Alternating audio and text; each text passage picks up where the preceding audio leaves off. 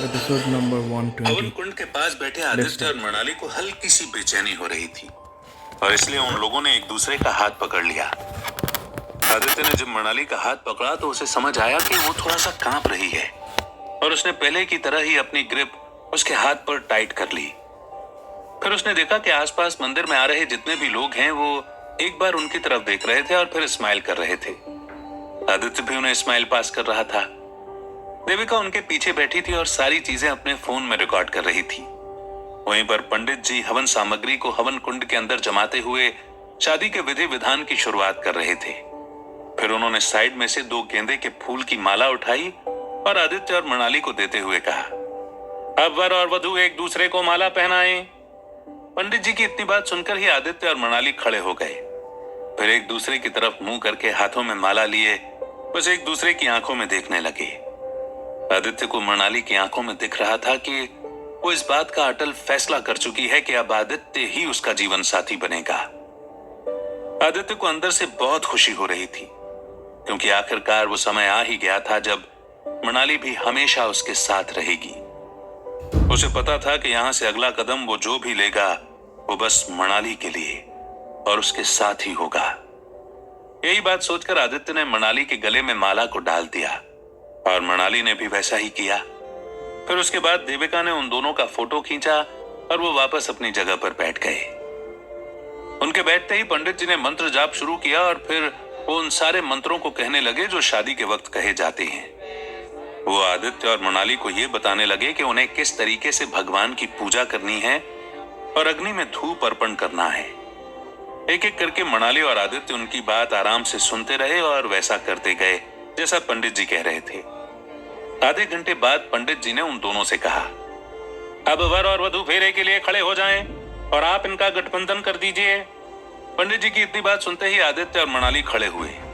फिर पंडित जी ने आदित्य को एक पिंक कलर का गठजोड़ दिया जिसे उसने अपने गले में डाल दिया और फिर उसे देविका ने मनाली की साड़ी के पल्लू से बांध दिया। उसके बाद पंडित जी ने एक लाल कपड़ा देविका को पकड़ा दिया ताकि वो उसे आदित्य और मनाली के हाथ के बीच में बांध सके। जब देविका ने वो कर लिया तब पंडित जी ने उसे कुछ सिक्के दिए और उसे गठबंधन के अंदर रखने को बोला। फिर उसका महत्व बताते हुए कहा, गठबंधन में धन या रुपए पैसा रखने का उद्देश्य यह समझाना होता है कि आज से जो कुछ भी धन दौलत है उस पर एक अकेले का अधिकार नहीं होगा। जो धन है उस पर दोनों का समान अधिकार होगा। जो कमाई या संपत्ति होगी उस पर दोनों की सहमति से योजना से काम किया जाएगा, दोनों की सहमति से खर्च किया जाएगा। फिर उन्होंने देविका को दूरवा पकड़ाया और उसका महत्व बताते हुए कहा, दूरवा का अर्थ है निर्जीव न होने वाली प्रेम भावना। जिस प्रकार दूरवा का जीवन तत्व नष्ट नहीं होता, सूख जाने पर भी वो पानी डालने पर हरी हो जाती है, इसी प्रकार वर वधू के मन में एक दूसरे के लिए मधुरता, प्रेम और आत्मीयता बनी रहे। दोनों अपना कष्ट कम और साथी का कष्ट खुद से बढ़कर माने। अपने सुख की अपेक्षा साथी के सुख का ध्यान रखें। दोनों का प्रेम हमेशा बना रहे, इसीलिए गठबंधन में दूरवा रखा जाता है। फिर उन्होंने हल्दी की एक छोटी डाल देकर उसका महत्व बताते हुए कहा, हल्दी जिसे संस्कृत में हरिद्रा कहते हैं, इसे हिंदू धर्म में बहुत ही पवित्र माना गया है। इसकी वजह यह है कि इससे दरिद्रता का हरण करने वाला माना गया है, इसीलिए इसे हरिद्रा नाम दिया गया है। दाम्पत्य जीवन में मानसिक और शारीरिक स्वास्थ्य की उत्तम कामना से और दरिद्रता से दूर रहने के आशीर्वाद के रूप में हल्दी को गठबंधन में रखा जाता है। फिर उन्होंने अक्षत पकड़ाते हुए कहा, अक्षत अन्नपूर्णा का प्रतीक माना जाता है। कहने का अर्थ है कि वर वधू जो भी अन्न कमाएं उसे अकेले नहीं बल्कि मिलजुल कर खाएं। परिवार समाज के प्रति सेवा और उत्तरदायित्व का लक्ष्य भी ध्यान में रखें। अक्षत इस ओर संकेत करता है कि दोनों की सिर्फ एक दूसरे के लिए ही नहीं बल्कि समाज के प्रति भी कुछ जिम्मेदारियां हैं। अक्षत के रूप में समाज की सेवा का व्रत एवं उत्तरदायित्व भी दोनों के गठबंधन में एक महत्वपूर्ण लक्ष्य के रूप में रखा जाता है। अक्षत चावल का अटूट दाना होता है और इसी तरह नाजुक प्रेम की डोर होने पर भी दाम्पत्य जीवन में दरार और टूट ना आए।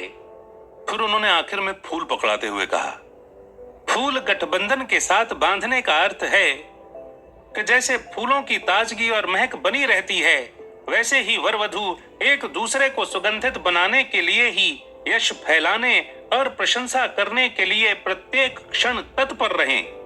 कोई किसी का दूसरे के सामने न तो अपमान करे और न ही तिरस्कार। पुष्प के समान खुशहाल जीवन व्यतीत करते हुए दोनों एक दूसरे का जीवन महकाएं। वैसे फूलों का प्रयोग हर शुभ कार्य में किया जाता है। देवताओं के आशीर्वाद के स्वरूप में भी फूल गठबंधन में रखा जाता है। इस प्रकार दूर्वा, पुष्प, हल्दी, अक्षत और पैसा, इन पांचों को रखकर वर वधू का गठबंधन किया जाता है और ये आशा की जाती है कि वो जिन लक्ष्यों के साथ आपस में बंधे हैं उन्हें आजीवन निरंतर याद रखें और उनका पालन करें। इसी में सांसारिक जीवन का ताना बाना पुना हुआ है। उसके बाद देविका ने उस कपड़े को थोड़ा टाइट कर दिया। उसके अंदर आदित्य और मनाली ने एक दूसरे का हाथ भी कसकर पकड़ लिया। उसके बाद पंडित जी ने कहा, अब आप दोनों फेरे लेंगे। वैदिक नियमानुसार विवाह के समय 7 फेरों का विधान है। इनमें से पहले 3 फेरों में वधू आगे चलती है, जबकि 4 फेरे में वर आगे होता है।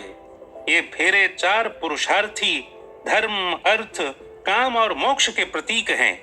इसी प्रकार 3 फेरों में वधू की प्रधानता है, जबकि 4 फेरों द्वारा मोक्ष मार्ग पर चलते वधू को वर का अनुसरण करना पड़ता है।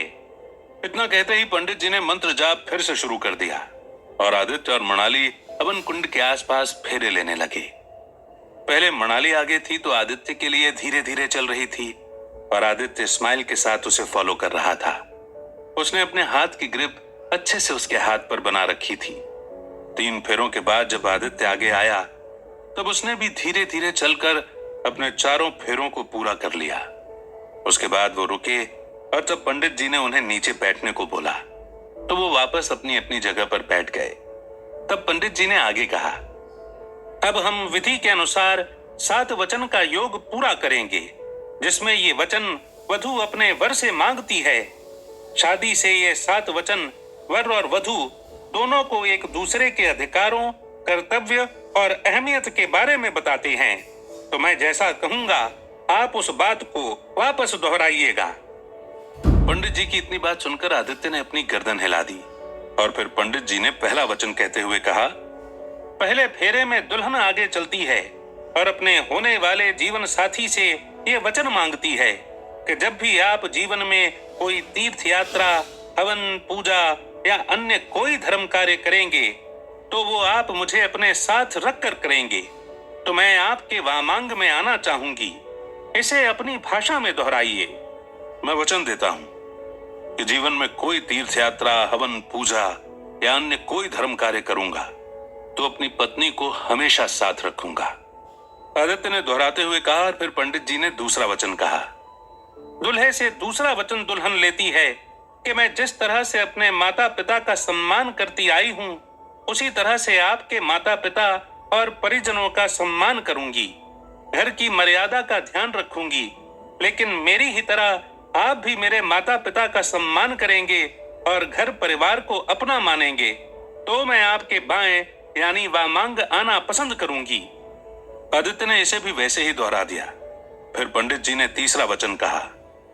तीसरे फेरे में दुल्हन दूल्हे से ये वचन लेती है कि मैं जीवन की तीनों अवस्थाओं जैसे युवावस्था, प्रौढ़ावस्था और वृद्धावस्था में आपका साथ निभाऊंगी। अगर आप भी मुझे ऐसा वचन देते हैं तो मैं आपके वामांग आना चाहूंगी। आदित्य ने इसे भी दोहरा दिया और फिर पंडित जी ने चौथा वचन कहा। शादी के 3 वचन पति से लेने के बाद चौथे वचन में दूल्हा आगे आता है। इसके बाद दुल्हन पति से वचन मांगते हुए कहती है कि अब तक आप घर परिवार की चिंता से मुक्त थे। विवाह के बाद परिवार की जरूरतों को पूरा करने का दायित्व आप पर होगा। अगर आप इसे निभाने को तैयार हैं तो मैं आपके वामांग में आना चाहूंगी। आदित्य ने फिर वैसे ही किया। तब पंडित जी ने 5वां वचन कहा। 5वें वचन में कन्या अपने अधिकारों की बात करते हुए दूल्हे से वचन मांगती है कि घर के कार्यों में, विवाह आदि लेन देन और किसी अन्य चीज पर खर्चा करते समय अगर आप मेरी भी राय लिया करेंगे तो मैं आपके वामांग में आना स्वीकार करती हूँ। आदित्य ने इसे भी दोहराया और तब पंडित जी ने छठा वचन कहा। शादी के छठे फेरे में दुल्हन दूल्हे से यह वचन मांगती है कि अगर मैं अपनी सखियों, परिवार या अन्य लोगों के बीच में बैठी हूँ तो आप कभी भी मेरा सामाजिक रूप से अपमान नहीं करेंगे, साथ ही जुआ आदि किसी भी बुरी आदतों में नहीं फंसेंगे। अगर आप मुझे ये वचन दें तो मैं आपके वामांग में आना स्वीकार करती हूँ। आदित्य के दोहराने के बाद पंडित जी ने आखिरी वचन कहा। शादी के आखिरी यानी 7वें फेरे में दुल्हन कहती है कि आप पति पत्नी के आपसी प्रेम का भागीदार किसी अन्य को नहीं बनाएंगे और अन्य स्त्रियों को माता की भांति सम्मानजनक दृष्टि से देखेंगे। अगर आप ये वचन दें तो मैं आपके वामांग में आना स्वीकार करूंगी। जब आदित्य ने इस वचन को भी दोहरा दिया तब उसके बाद पंडित जी ने उसे मंगलसूत्र और कुमकुम की डिब्बी देकर कहा, अब इस कुमकुम को वधू के माथे पर लगाइए और मंगलसूत्र को गले में बांध दीजिए। आदित्य ने पहले मंगलसूत्र मृणाली के गले में बांधा, फिर जब उसने उसके माथे पर कुमकुम लगाया तो उसे मृणाली की आंखों में आंसू दिखा और एक उम्मीद थी जो कि उसे यही बता रही थी कि आखिरकार उसकी जिंदगी का सबसे बड़ा सफर अब शुरू होने वाला है। तब पंडित जी ने आगे कहा, विवाह संपन्न हुआ, आज से आप दोनों वर वधू हैं। पंडित जी की बात सुनकर मृणाली, आदित्य और देविका तीनों के चेहरे पर ही एक स्माइल आ गई। फिर उसके बाद दोनों ने भगवान श्री राम और सीता मैया का आशीर्वाद लिया और पंडित जी को दक्षिणा देकर जब वो मंदिर से बाहर निकले तो शाम के 6 बज चुके थे।